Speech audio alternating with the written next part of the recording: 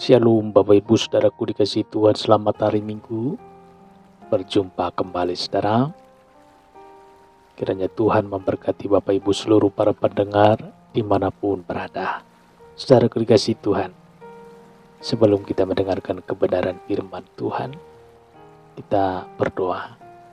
Bapa di sorga, pada saat hari ini kami mengucap syukur dan kasih setiamu, pertolongan dan perlindunganmu yang memberkati kami. Sebentar kami akan mendengarkan kebenaran firman Tuhan. Urapilah pendengaran kami, supaya kami dapat mengerti dan dapat menerima firman-Mu. Dalam nama Tuhan Yesus kami berdoa dan mengucap syukur. Haleluya. Amin. Firman Tuhan yang tertulis dalam Efesus 2 ayat 8 saudara.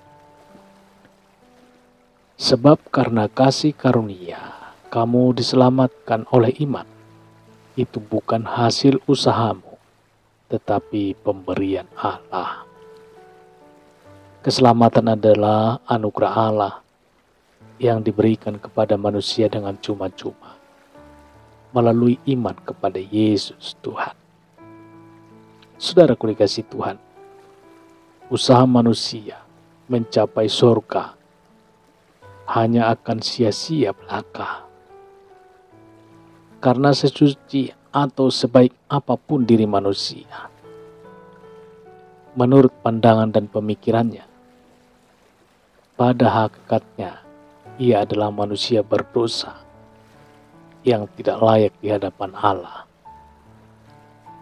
Firman Tuhan berkata bahwa kebaikan manusia itu seperti kain kotor di hadapan Allah.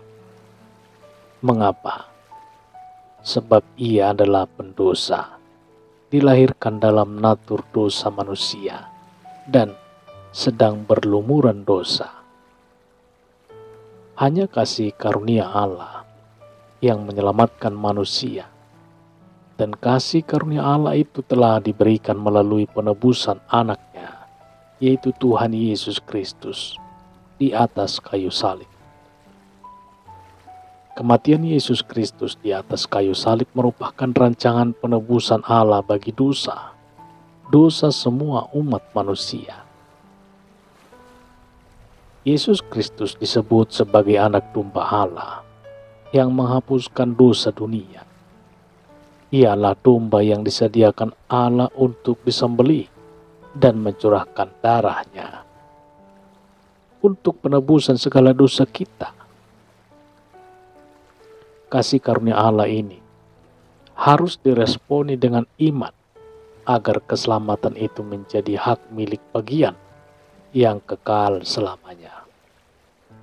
Sebab hanya orang-orang yang percaya kepada Yesus Kristus yang diberikan hak untuk menjadi anak-anak Allah, mewarisi kerajaan sorga. Saudara, seorang penjahat yang disalibkan di samping Yesus memberikan tanggapan terhadap perkataan salah satu penjahat di sisi lain yang tertulis dalam Lukas 23 ayat 40 sampai 42. Katanya, "Tidakkah engkau takut juga? Tidak kepada Allah, sedang engkau menerima hukuman yang sama. Kita memang selayaknya dihukum, sebab kita menerima balasan yang setimpal dengan perbuatan kita. Tetapi orang ini tidak berbuat sesuatu yang salah." Lalu ia berkata, "Yesus, ingatlah aku apabila engkau datang sebagai raja."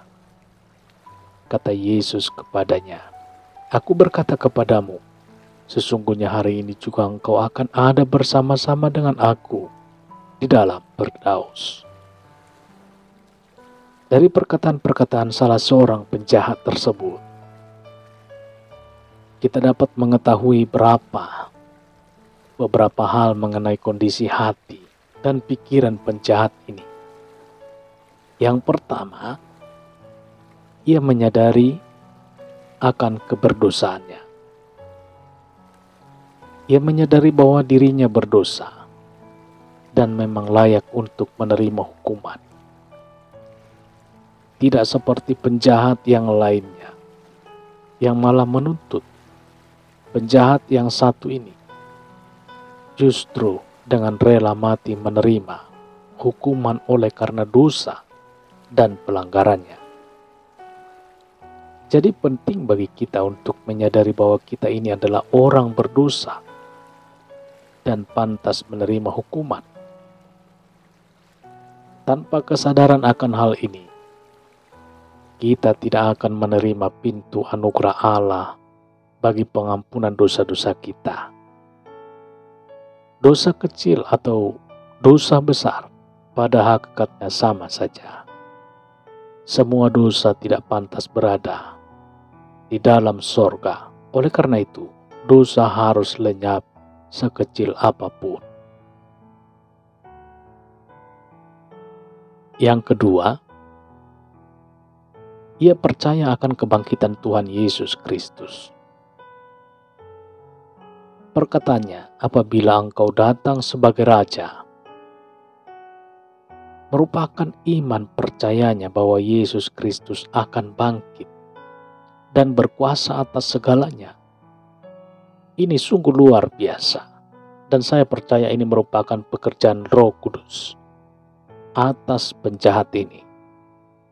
Sehingga di atas salib sekalipun, di saat menderita dan dihukum sedemikian rupa, ia masih bisa berkata demikian.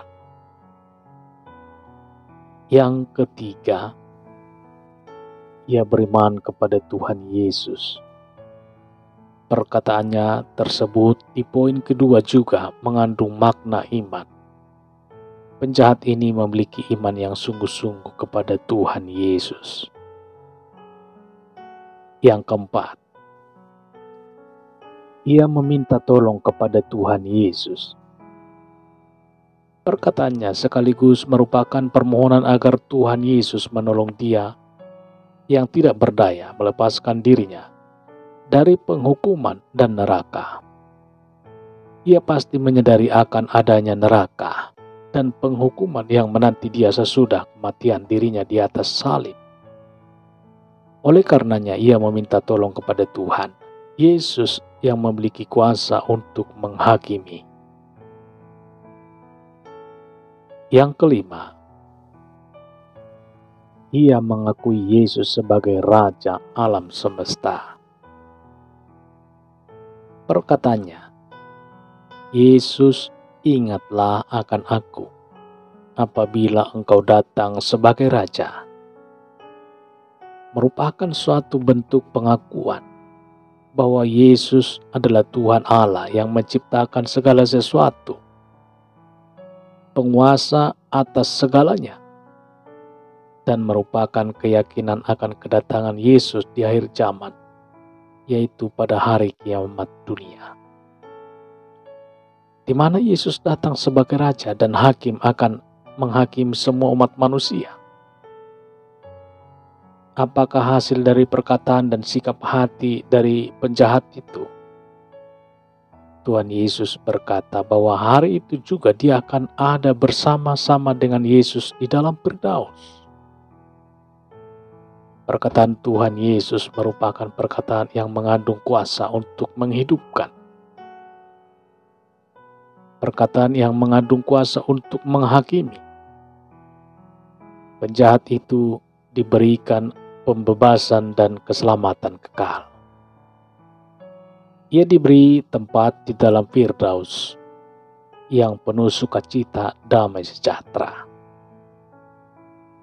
Jadi di atas kayu salib pun Tuhan Yesus menunjukkan bahwa dirinya berkuasa untuk menghakimi dan menentukan kemana orang akan pergi.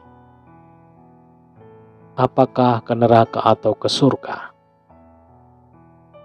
Kelima poin sikap dari penjahat itu harus juga menjadi sikap kita dalam meresponi penebusan Kristus. Kitalah yang seharusnya disalibkan. Kitalah yang seharusnya disalibkan dan menerima hukuman mati karena dosa. Namun Yesus menggantikan kita. kita. Ia menanggung kutuk dosa yang seharusnya kita tanggung.